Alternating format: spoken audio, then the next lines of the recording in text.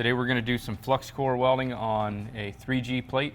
We're going to use ASTM A36. Plates are beveled at a 37.5 degree bevel and 8 inches long. We've got a 5/16 root opening. So we're going to just go through step by step, run the root, interpass, and fills and caps. So to run this, we're going to use the ESOB Rebel 285, Select Arc 730, 045 diameter wire, 350 inches a minute with 26 volts, 75/25 gas, running at 30 CFH. All right, so basically what we're going to do is start off at the bottom in the run-in area, work our way up into the weld joint, go to side. We're just going to oscillate just a little bit. Key is to do a slight pause on the edges and just watch that toe fill in, because in the vertical position, the middle of the weld is going to take care of itself. Right? Gravity's going to help us take control. Just focus on the side. And then when I run it, I'm going to try and keep this, because you know when there's slags or you drag, I'm going to run this almost at a slight downward angle and almost pull that weld puddle up. We run this, I want to maintain about a 3/4 to 1 inch contact tip to work distance. The big reason for that is I got to give the flux that's inside this wire time to preheat. If it gets in there a lot, before it's able to preheat, that's when you end up with a lot of porosity and other weld discontinuities. So that stick out is key. So I'm going to stop halfway, and we'll give you the opportunity to go ahead and finish that out. Can you tell me about that restart, how to do it? Yeah, so what I typically do is I'll go about 1/4, maybe 3/8 above, where I terminated, right in this area. And then I'll start right there, pull the trigger, and then just drop down just past the center of that crater and give it some time to fill in, and then just start oscillating side to side, and and just like you never stopped. All right. There you go. Drop in and hold, let it fill. Start moving.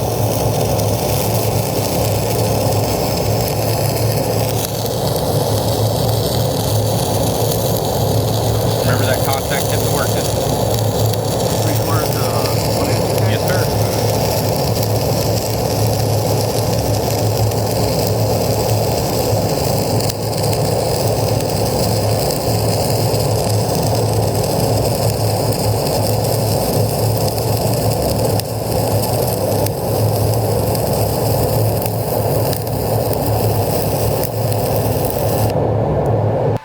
Wait for it to cool down a second, and then we'll chip the slag. You want to give that slag kind of time to do what it needs to do.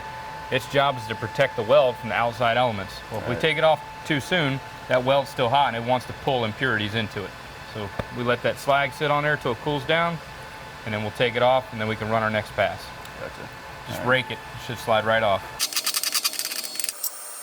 It's right where we had our tie-in, and I mean, you follow the directions, it turned out really well. So we'll go ahead and throw an interpass in there. Now I prefer, we're going to run this one with stringers. I prefer to run stringers versus weaves. I know there's a big controversy and debate about it. But typically when manufacturers, when they build their rods and they test their electrodes, they test it with stringers. So why not replicate that same thing and get that same performance out of it? All right, so now we're going to put in the first interpass, and I'm just going to watch as I'm going through.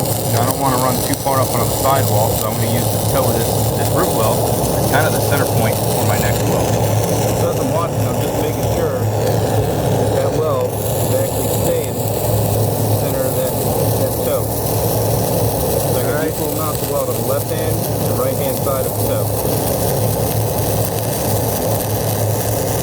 I should be able to get 50% coverage into the plate, 50% coverage into the weld, and then when you run yours, you're going to overlap mine and tie into the right-hand side of the plate.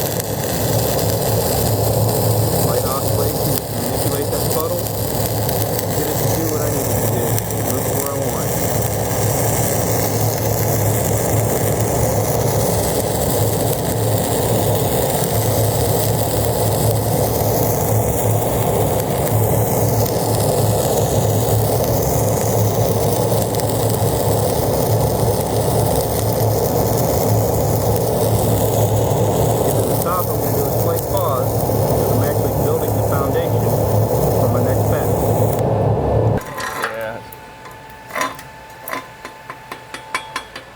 That's some good runner wire. That stuff just flakes right off.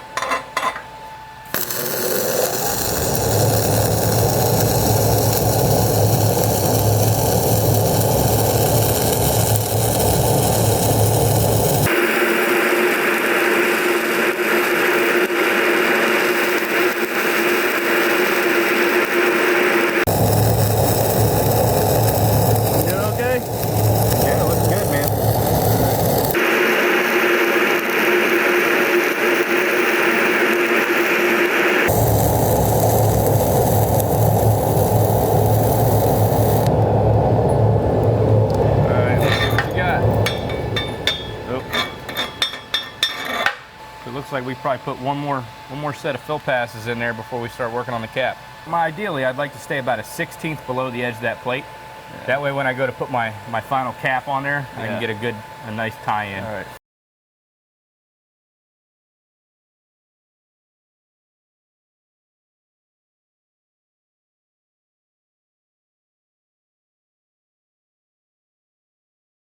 All right, so now what we're going to do is we're going to go ahead and run our cap. I'm going to come over the left-hand edge of that plate, probably about 1/8 inch to 3/16, get a good tie-in, and then just kind of go from there and see how many it'll take me to get to the other side of it. I anticipate probably about 3 passes. What we ideally want to do is we want to keep that profile, that weld reinforcement, under 1/8 of an inch.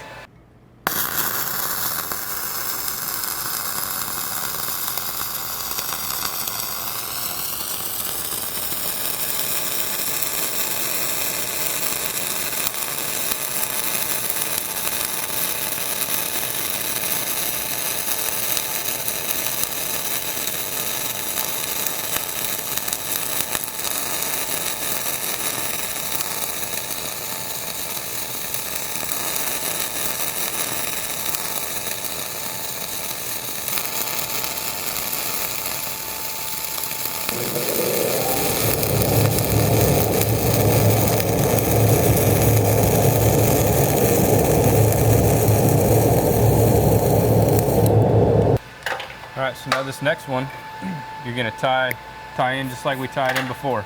All right. Nice even coverage on this side. I typically use like the toe of that previous weld. You know, it's kind of like my mark. All right, gotcha.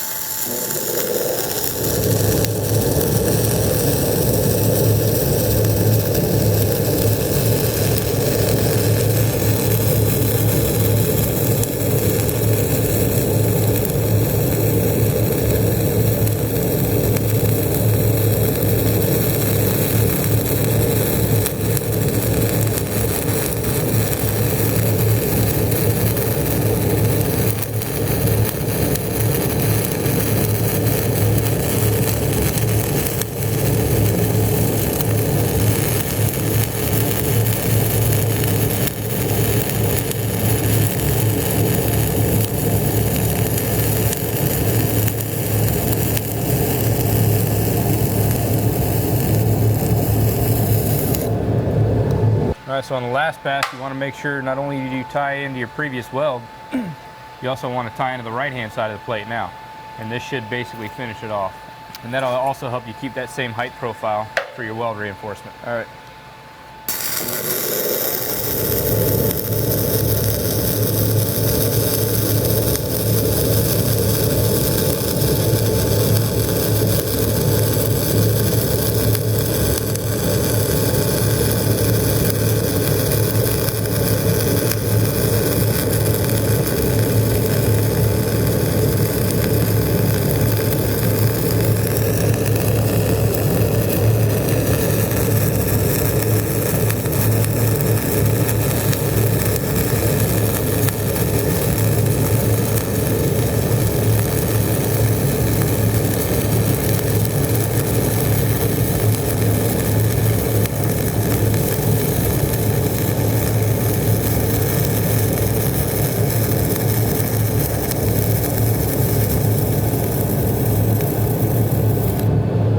Causing that? Just not pausing long enough? Yep. Well, it's more on the right-hand side. It'd lay in a little bit flatter and tie in a little bit better. Just pausing a split second longer. We can put a gauge on there, but it looks like you're under that 1/8 inch, you know, allowable weld reinforcement. All right, guys, thanks for checking us out. I hope you enjoyed watching the video as much as we did making it. Make sure you check us out on Facebook and Instagram. Give us a like, hit the subscribe button, and make every weld better than your last.